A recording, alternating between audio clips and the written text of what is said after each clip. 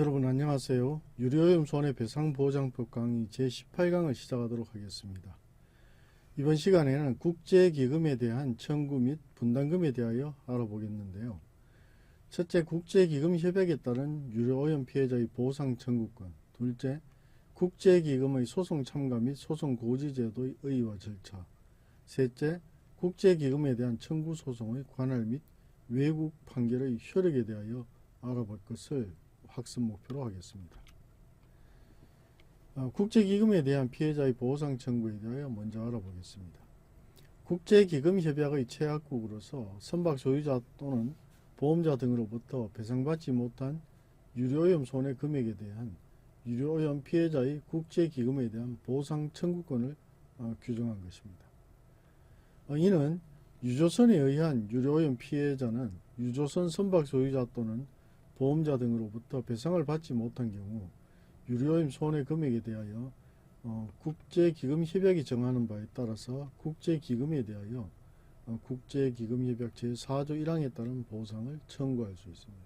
즉 유조선에 의한 유료오염 피해가 발생하고 선박 소유자 또는 보험자 등으로부터 1차적 배상을 받게 되는데, 이 1차적 배상에서 배상받지 못한 손해 금액에 대해서 국제기금에 보상 청구를 할 수 있는 제도라고 하겠습니다.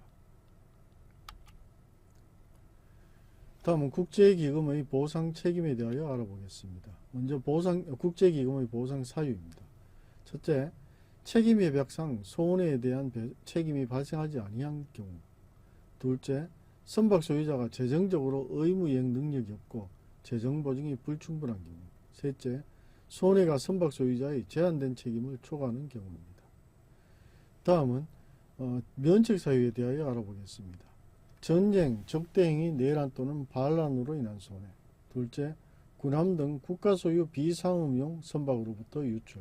셋째, 손해가 선박 관련 사고로부터 초래되었음을 입증하는 것이 불가능한 경우입니다. 여기서 군함 등 국가 소유의 비상업용 선박으로부터 유출에 대하여는 해당 법률에 따라서 달라질 수 있겠습니다만 일반적으로는 국가배상법에 의한 배상 대상이기 때문에 이 협약의 적용 대상이 아니다. 따라서 유배법의 적용 대상이 아니라고 보겠습니다. 다음은 보상 한도에 대하여 알아보겠습니다. 1사고당 1억 3,500만 계산 단위까지, 즉 SDR까지입니다. 예외적인 자연현상으로 인한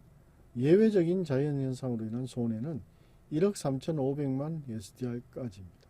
또 특정 조건을 충족했을 때는 2억 SDR까지 보상을 하게 됩니다.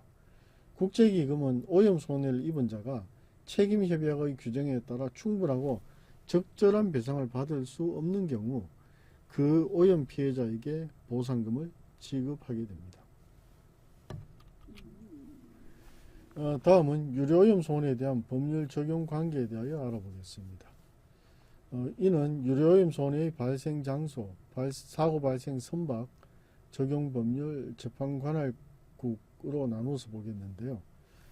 먼저 손해 발생 장소가 대한민국이고 사고 발생도 양협약의 체결국인 선박의 경우에는 유료오염 손해배상보장법이 적용되고 손해 발생국인 한국에서 재판 관할권이 생기게 됩니다. 또 유료오염 손해의 발생 장소가 대한민국이고 사고 발생 선박은 책임협약만 가입했는 체약국인 경우에 적용 법률 역시 유료오염 손해배상보장법이 되고 재판 관할권도 한국이 가지게 됩니다. 또 유료오염 손해가 대한민국에서 발생했고 또 사고 발생 선박의 경우에는 책임협약과 국제기금협약 모두에 가입하지 않은 비체약국의 선박일 경우에도 유료오염 손해배상보장법을 적용하고 재판관할권은 대한민국이 가지게 됩니다.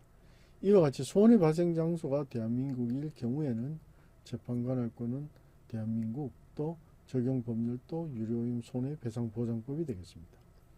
다만 유료오염 손해 발생 장소가 대한민국이 아닌 경우를 살펴보면 대한민국이 아닌 국가에서 유료오염 손해가 발생했을 때 사고 발생 선박이 두 협약에 모두 체약국의 선박일 경우에는 양 국제협약이 적용되는 국내법, 즉 국제협약과 관련된 국내법이 적용되고 재판 관할권은 손해발생국이 가지게 됩니다. 또 책임협약만 가입한 제약국의 선박일 경우에도 손해발생국의 국내법이 적용되고 손해발생국이 재판 관할권을 가지게 됩니다. 또 양협약이 모두 가입하지 않은 국가의 선박일 경우에는 손해발생국의 국내법이 적용되고 손해발생국이나 피고의 소재지가 재판 관할권을 가지게 됩니다. 이와 같이 기본 원칙은 불법행위의 발생지, 즉 불법행위로 인한 손해발생지의 법률이 적용되고 거기에 재판 관할권이 있다, 이렇게 볼 수 있겠습니다. 즉 유료오염 손해 발생 장소와 사고 발생 선박의 협약 가입 여부에 따라서 적용 법률과 재판 관할권이 달라진다, 이렇게 볼 수 있겠습니다. 다음은 유료오염 손해배상보장법상의 보상 책임에 대하여 알아보도록 하겠습니다. 먼저 손해 발생, 선박 소유자의 배상, 국제기금 보상, 권리 소멸의 순으로 알아보겠는데요. 유조선에 의한 유료오염 손해가 발생하면 선박 소유자 또는 보험자 등이 1차적으로 배상을 하게 되고 배상받지 못한 손해 금액에 대한 국제기금의 보상이 이루어집니다. 이는 손해 발생일로부터 3년 내에 소송을 제기하지 않으면 권리가 소멸하게 됩니다. 피해자가 국제기금에 대해 배상을 받는 것이 불가능하게 된 유료오염 손해의 금액에 대해 보상을 구할 수 있는 요건은 국제기금협약 제4조 제1항에 정해져 있습니다. 피해자에 대한 보상 및 선박 소유자의 구제를 받을 권리는 손해 발생일로부터 3년 안에 소송이 제기되지 아니하거나 통고가 행하여지지 아니하면 소멸합니다. 다만 어떤 경우에도 소송은 손해를 일으킨 사고의 발생일로부터 6년 후에는 제기되지 못합니다. 다음은 국제기금의 소송 참가에 대하여 알아보도록 하겠습니다. 선박 소유자에 대한 손해배상 청구 소송 또는 보험자 등에 대한 손해배상금 지급 청구 소송에 있어서 국제기금이 당사자로 참가할 수 있다는 취지와 그 절차에 대하여 법 제22조에 규정하고 있습니다. 피해자가 선박 소유자 또는 보험자 등의 소송을 제기하면 당사자가 국제기금의 소송 계속 사실을 고지하게 됩니다. 또 국제기금은 당사자로서 소송에 참가할 수 있고요. 판결의 효력은 국제기금에도 미치게 됩니다. 국제기금협약 제7조 제4항의 각 제약국은 선박 소유자 또는 그의 보험자 등을 상대로 책임협약 제9조에 따라 제약국의 권한이 있는 법원에 제기된 모든 소송에 기금이 당사자로 참가할 수 있는 권리를 보장한다라는 규정을 우리 법이 수용한 것입니다. 다음은 국제기금의 소송 참가와 관련해서 소송 당사자의 자격에 대하여 알아보겠습니다. 소송 참가의 목적은 이중소송을 방지하고 손해액의 일관된 확정과 국제기금의 이익을 보호하기 위한 것입니다. 참가의 효과로는 당해 소송에서 확정된 손해의 유무 및 금액에 국제기금을 구속하게 되고 증거 활용 및 다툼이 가능하며 하나의 유료오염 손해에 대한 손해액의 일원화가 가능하기 때문입니다. 국제기금에 대해 선박 소유자 또는 보험자 등에 대한 피해자로부터의 청구 소송에 당사자로서 참가할 수 있도록 제약국이 국내법으로 절차를 보장할 것을 요구합니다. 이는 유료오염 손해의 피해자가 선박 소유자 또는 보험자 등에 대한 청구 소송에 있어서 손해액을 확정한 경우 그것을 기초로 해서 국제기금에 대해 보상 청구를 할 때 피해자가 다시 국제기금에 대해 소송을 제기하는 이중의 소송이 제기될 경우 손해액이 달리 확정될 우려가 있기 때문에 이러한 현상을 피하기 위한 것입니다. 다음은 국제기금의 소송 참가에 대하여 알아보겠습니다. 먼저 소송 참가 절차입니다. 참가의 취지와 이유를 밝혀서 참가하고자 하는 소송이 계속된 법원에 참가 신청을 하게 됩니다. 다음은 서면으로 참가를 신청한 경우 법원은 그 서면을 양쪽 당사자에게 송달하게 됩니다. 또 참가 신청은 참가인으로서 할 수 있는 소송 행위와 동시에 가능하다고 하겠습니다. 국제기금의 소송 참가 절차에 대해서는 민사소송법 제79조를 준용합니다. 국제기금의 이러한 형태의 소송 참가를 독립당사자 참가에 해당한다는 점을 명시한 것입니다. 독립당사자 참가는 다른 사람의 소송 계속 중에 원피고 양쪽 또는 한쪽을 상대방으로 하여 원피고 간의 청구와 관련된 자기의 청구에 대하여 함께 심판을 구하기 위하여 그 소송 절차에 참가함을 말합니다. 다음은 국제기금에 대한 소송의 고지에 대하여 알아보겠습니다. 유료오염 손해의 피해자로부터 선박 소유자에 대한 손해배상 청구의 소송 또는 보험자 등에 대한 손해배상액의 지급 청구 소송이 제기되어 소송이 계속되어 있는 경우에는 각 당사자는 국제기금에 대해 그 취지를 통지하여야 한다는 점과 그 통지 방식에 대해 규정하고 있습니다.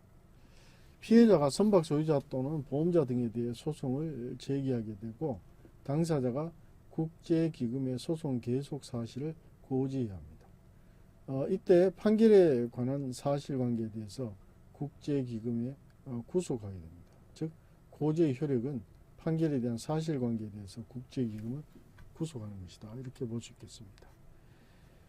국제기금협약 제7조 제6항 제1무는 제7조 제4항의 규정을 해함이 없이 유료오염 손해 보상 소송이 선박 소유자 또는 그의 보험자 등을 상대로 책임협약에 따라 최약국의 권한이 있는 법원에 제기된 경우 각 소송 당사자는 최약국의 국내법에 따라 국제기금의 소송에 관하여 고지할 권한을 가진다고 규정하고 있습니다.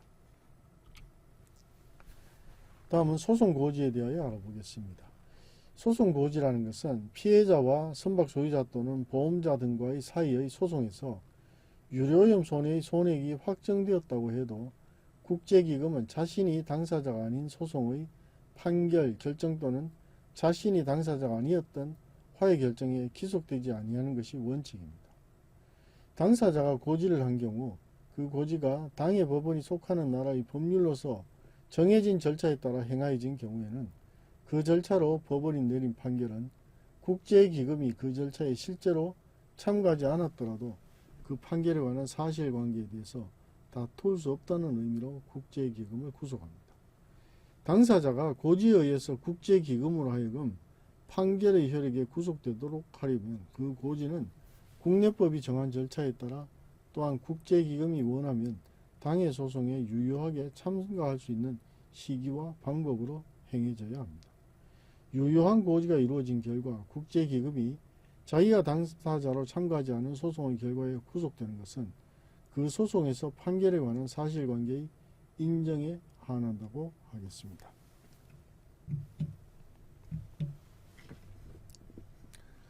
다음은 국제기금에 대한 소송의 고지 중에 소송고지 절차에 대하여 알아보겠습니다. 소송고지 절차는 소송고지 서면 작성, 서면 송달, 효력 발생으로 이루어지는데요. 당사자는 소송고지의 이유와 소송의 진행 정도를 적은 서면을 법원에 제출해야 합니다. 법원은 소송고지 서면을 국제기금에게 송달하고 적법한 송달로 국제기금에 대한 소송고지 효력이 발생하게 됩니다. 법 제23조 제1항의 소송고지는 민사소송법 제85조를 준용하게 됩니다. 당사자는 소송고지의 이유와 소송의 진행 정도를 적은 서면을 법원에 제출하여야 하고 이 서면은 국제기금에게 송달하여야 합니다. 선박 소유자 또는 보험자 등이 피해자로부터의 청구에 대해서 책임 제한을 주장한 경우에는 국제기금의 피해자에 대한 보상이 문제될 때 손해배상 청구권의 유무 및 손해액에 대해서는 책임 제한 절차 중에 다투어지기 때문에 국제기금 협약이 요구하는 국제기금에 대한 고지에 대한 당사자의 권한의 확보는 책임 제한 절차 계속의 고지의 권한 부여의 형식으로 실현됩니다. 다음은 국제기금에 대한 청구 소송의 관할에 대하여 알아보겠습니다. 국제기금에 대한 피해자의 보상 청구 사건에 대한 재판 관할을 규정하고 있는데요. 일반 관할과 계속 중인 사건의 관할로 구분해 볼 수 있겠습니다. 먼저 일반 관할에 대하여 살펴보면 국제기금협약 제4조 제1항에 따른 보상을 청구하기 위한 국제기금에 대한 소송의 관할에 관하여는 법 제17조를 준용한다고 규정하고 있습니다. 결국 국제기금에 대한 보상 청구 소송의 관할 법원은 서울중앙지방법원이 관할권을 가지게 됩니다. 또 계속 중인 사건의 관할과 관련해서 법 제24조 제1항에 따른 관할에도 불구하고 국제기금에 대한 보상청구 소송은 같은 유조선 선박 소유자에 대한 손해배상 청구 소송 또는 보험자 등에 대한 손해배상 청구 소송이 제1심 법원에 계속 중이거나 책임제한 사건이 계속 중인 경우에는 그 법원의 관할에 전속하게 됩니다. 다음은 외국 판결의 효력에 대하여 알아보겠습니다. 법 제25조에서 외국 판결의 효력에 대하여 규정하고 있는데요. 이 근거는 국제기금협약 제8조에서 제4조 제5항에 규정된 배당에 관한 결정에 따를 것을 조건으로 제7조 제1항 및 제3항에 따라 관할권을 가진 법원의 국제기금에 대한 판결은 판결이 이루어진 국가에서 이 판결의 집행이 가능하여지고 또한 이 국가에서 더 이상 재심의 대상이 되지 아니하는 경우 책임협약 제10조에 규정된 것과 동일한 조건으로 각 제약국에서 승인되며 또한 집행이 가능해진다라고 규정하고 있습니다. 국제기금협약 제7조 제1항 또는 제3항에 따라 관할권이 있는 외국 법원이 한 확정 판결의 효력에 관하여는 법 제13조를 준용하게 되는데요. 국제기금협약 제7조 제1항 또는 제3항에 따라 관할권이 있는 외국 법원이 한 확정 판결의 효력에 관하여는 책임협약 제10조에서 정한 것과 동일한 조건으로 승인되고 집행력을 가진 것으로 규정한 것입니다. 다음은 국제기금 보상책임의 법적 요건에 대하여 알아보겠습니다. 크게 5단계로 볼 수 있는데요. 유류오염 손해가 발생하고 선박 소유자의 배상이 불충분하여야 되고 국제기금협약의 적용이 가능해야 하며 면책 사유가 없고 청구기간 내 소송이 제기되어야 합니다. 선박 소유자의 배상이 불충분한 사유라는 것은 첫째, 책임협약상 책임이 발생하지 않는 경우, 둘째, 선박 소유자의 재정적 이행 능력이 부족하거나 세 번째, 손해가 책임 제한액을 초과하는 경우입니다. 또 국제기금의 면책 사유는 전쟁, 적대행위, 내란, 반란으로 인한 손해, 군함 등 국가 소유 비상업용 선박에서 유출된 손해, 선박 관련 사고 입증이 불가능하거나 피해자의 고의과실로 인한 손해가 면책 사유에 해당합니다. 국제기금의 보상 책임이 성립하기 위해서는 유류오염 손해가 발생하고 선박 소유자로부터 충분한 배상을 받지 못했으며 국제기금협약이 적용되는 상황에서 면책 사유가 없어야 한다고 정리할 수 있겠습니다. 국제기금의 보상 책임의 성립 요건으로는 첫째, 유조선에 의한 유류오염 사고가 발생해야 하고 유류오염으로 인한 손해가 발생해야 되며 또 선박 소유자나 보험자의 배상이 불충분해야 되고 국제기금에 의한 보상 청구가 있어야 합니다.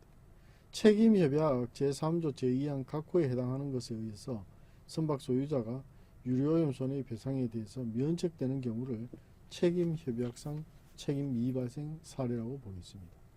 또 재정적 이행 능력 부족 사례는 책임협약상 유류오염 손해에 대해서 배상 책임 또는 손해배상액의 지급 책임을 져야 할 선박 소유자 또는 보험자 등이 파산 지급 불능에 빠진 경우 보장계약이 체결되어 있어도 불충분하게 되었기 때문에 충분한 손해배상 금액의 지급을 받을 수 없는 경우가 해당이 되겠습니다. 다음은 국제기금의 보상책임의 효력에 대하여 알아보겠습니다. 이는 일반 보상한도와 자연재해 보상한도, 특별보상한도로 구분해 볼 수 있는데요. 먼저 일반 보상한도는 1사고당 책임협약에 기해서 실제로 지급된 배상액과의 합계액이 1억 3,500만 SDR까지입니다. 또 자연재해 보상한도는 예외적으로 불가피하고 역부족인 자연현상으로 발생하는 유류오염 손해에 대해서는 보상금 총액이 1억 3,500만 SDR까지 가능합니다. 또 3개 제약국이 관련되고 전년 동안에 동제약국이 그들의 영토 내에서 수령한 분담 유류의 총 관련량이 6억 톤 이상인 경우에는 특별 보상 한도로 2억 SDR까지 보상이 가능합니다. 이러한 금액은 책임협약과 국제기금협약의 1992년 개정 당시까지 사고의 경험상 그러한 사고로부터 생긴 손해액 및 화폐 가치의 변동을 고려한 것이기 때문에 국제기금총에서 3분의 2 이상의 다수결로 증액할 수 있습니다. 유료오염 손해 방지 조치에 대한 보상의 경우가 아니면 피해자에 대해서 과실상계의 항변을 허용하고 있습니다. 국제기금 소송 참가의 법적 요건에 대하여 알아보겠습니다. 먼저 소송 참가 요건은 유조선 선박 소유자에 대한 소송 계속 중, 보험자 등에 대한 소송 계속 중 국제기금의 참가 의사가 확인이 되어야 합니다. 또 참가 절차 요건으로는 첫째, 참가의 취지와 이유 명시, 두 번째, 소송 계속 법원의 신청, 세 번째, 민사소송법 제79조의 준용입니다. 이를 정리하면 피해자가 선박 소유자 또는 보험자 등에게 소송을 제기하게 되고 국제기금이 소송 참가를 신청하게 됩니다. 법원은 참가를 허가하는 결정을 하게 되고 국제기금이 당사자로서 소송에 참여함으로써 소송이 진행이 됩니다. 국제기금은 계속 중인 유조선 선박 소유자에 대한 소송이나 보험자 등에 대한 소송에 당사자로서 참가할 수 있습니다.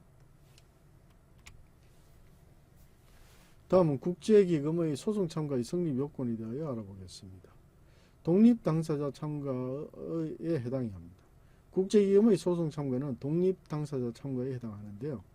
독립당사자 참가는 다른 사람의 소송 계속 중에 원피고 양쪽 또는 한쪽을 상대방으로 하여 원피고 간의 청구와 관련된 자기의 청구에 대하여 함께 심판을 구하기 위하여 그 소송 절차에 참가함을 말합니다.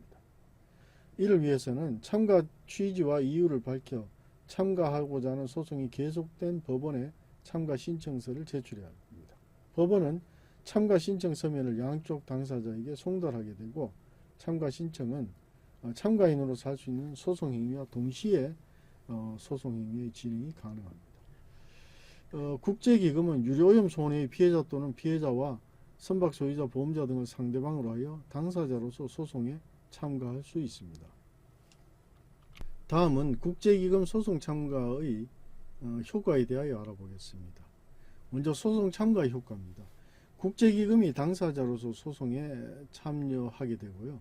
손해액 확정에 국제기금의 의견이 반영되며 이중소송을 방지하는 효과가 있습니다. 다음은 공동소송인의 효력인데요. 소송행위의 효력이 모두에게 미치게 되고 상대방 소송행위의 효력이 모두에게 미치게 됩니다. 또 소송 절차 중단, 중지 사유의 효력이 모두에게 미치게 됩니다. 소송 목적이 공동소송이 모두에게 합일적으로 확정되어야 할 공동소송의 경우에 공동소송인 가운데 한 사람의 소송행위는 모두의 이익을 위하여서만 효력을 가지게 됩니다. 공동소송에서 공동소송인 가운데 한 사람에게 소송 절차를 중단 또는 중지하여야 할 이유가 있는 경우 그 중단 또는 중지도 모두에게 효력이 미칩니다. 따라서 종국 판결에 대해서 1인이 상소하면 판결 전부에 대해서 확정이 차단되어 상급심에 이전됩니다. 다음은 국제기금 소송고지의 법적 요건에 대하여 알아보겠습니다. 먼저 소송고지의 요건입니다. 첫째, 유조선 선박 소유자에 대한 소송 계속 중이어야 하고, 두 번째, 보험자 등에 대한 소송 계속 중이거나, 세 번째, 당사자의 고지 의사가 있어야 합니다. 다음은 고지 절차 요건입니다. 첫째, 소송 고지 이유와 소송 진행 정도를 명시해야 하고, 두 번째, 법원에 서면을 제출해야 하며, 세 번째는 민사소송법 제85조를 준용해야 합니다.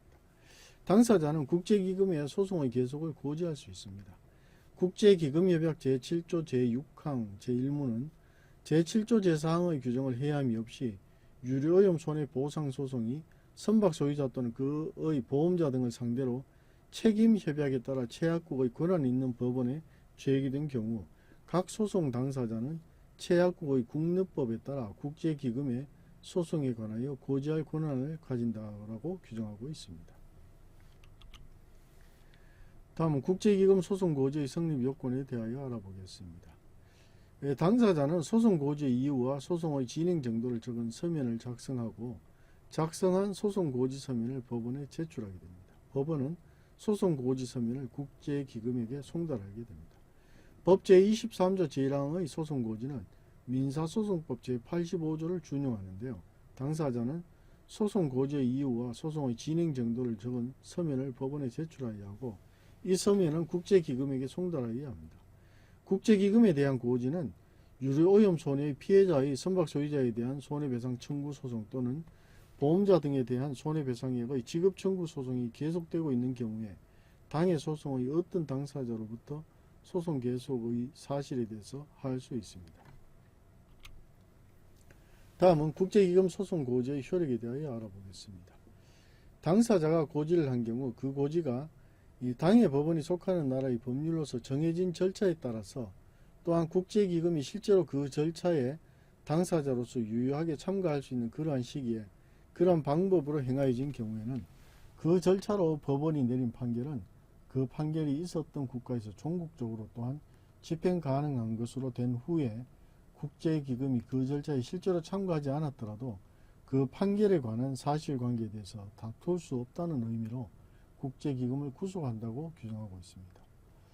이때 유효한 고지의 요건은 국내법이 정한 절차에 따라 고지를 해야 하고 국제기금이 유효하게 참가할 수 있는 시기와 방법으로 고지를 해야 합니다. 또 법원이 속한 나라의 법률에 따른 고지, 이 세 가지 요건 중에 하나를 갖추어야 합니다. 또 구속이라는 것은 판결에 관한 사실관계의 인정에 한정이 되고 손해액 및 면책 사유의 존부 등 사실 및 인정에 관한 사항이어야 합니다. 당해 소송에서 일방 당사자가 고지를 하면 국제기금이 당해 소송에 참가했는가 하지 않았는가를 묻지 않고 그 소송의 판결의 효력을 국제기금에 대해서도 주장하는 것입니다. 다음은 국제기금 청구 소송 관할의 법적 요건에 대하여 알아보겠습니다.